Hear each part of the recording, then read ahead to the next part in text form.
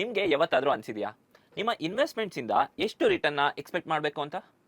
Well, ಇದಕ್ಕೆ ಒಂದು rule ಇದೆ. ಇದು ನಿಮಗೆ 3 ನಂಬರ್ನ ಬ್ರೇಕ್ ಡೌನ್ ಮಾಡಿ ಕೊಡುತ್ತೆ. ಅದು ಯಾವುದು ಅಂದರೆ 10:5:3.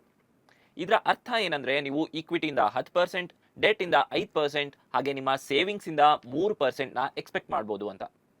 ಉದಾಹರಣೆಗೆ ನೀವು 1 ಲಕ್ಷ ಇನ್ವೆಸ್ಟ್ ಮಾಡಿದ್ದೀರಾ ಅಂದ್ಕೊಳ್ಳೋಣ. ಸೊ 1 ವರ್ಷ ಆದಮೇಲೆ ನಿಮ್ಮ equity returns 1.1 lakh, debt 1.05 lakh, ಹಾಗೆ ಸೇವಿಂಗ್ಸ್ 1.03 ಲಕ್ಷ ಆಗಿರಬೇಕು. ಆದರೆ ಇಲ್ಲಿ ಪ್ರಾಬ್ಲಮ್ ಇದೆ. ಅದೇನಂದರೆ ಜನ ಈ ರೂಲ್ನ ತಪ್ಪಾಗಿ ಯೂಸ್ ಮಾಡ್ತಾರೆ. ಇದನ್ನ ಒಂಥರ ಪ್ರಾಮಿಸ್ ಥರ ಟ್ರೀಟ್ ಮಾಡ್ತಾರೆ. ನೀವಿಲ್ಲಿ ಏನು ಅರ್ಥ ಮಾಡ್ಕೋಬೇಕಂದ್ರೆ ಈಕ್ವಿಟಿ ವಲಟೈಲ್ ಇರುತ್ತೆ, ಡೆಟ್ ಇಂಟ್ರೆಸ್ಟ್ ಸೈಕಲ್ಸ್ ಮೇಲೆ ಡಿಪೆಂಡ್ ಆಗಿರುತ್ತೆ, ಸೇವಿಂಗ್ಸ್ RBI ಪಾಲಿಸಿ ಮೇಲೆ ಫ್ಲಕ್ಚುಯೇಟ್ ಆಗ್ತಾನೆ ಇರುತ್ತೆ. ಇದನ್ನ ನೀವು ನಿಮ್ಮ ಬ್ರಾಡ್ ಫಿನಾನ್ಷಿಯಲ್ ಕ್ಯಾಲ್ಕುಲೇಷನ್ಸ್ಗೆ ತಮ್ ರೂಲ್ ಥರ ಯೂಸ್ ಮಾಡಿ, ಪ್ರೆಡಿಕ್ಟ್ ಮಾಡೋದಕ್ಕಲ್ಲ. ನಿಮ್ಮ ದುಡ್ಡನ್ನು ಎಲ್ಲಿ ಇನ್ವೆಸ್ಟ್ ಮಾಡಬೇಕು ಅನ್ನೋದನ್ನ ಪ್ಲಾನ್ ಮಾಡೋದಕ್ಕೆ ಹಾಗೆ ಅರ್ಥ ಮಾಡ್ಕೊಳ್ಳೋದಕ್ಕೆ ಈ ರೂಲ್ನ ಯೂಸ್ ಮಾಡಿ.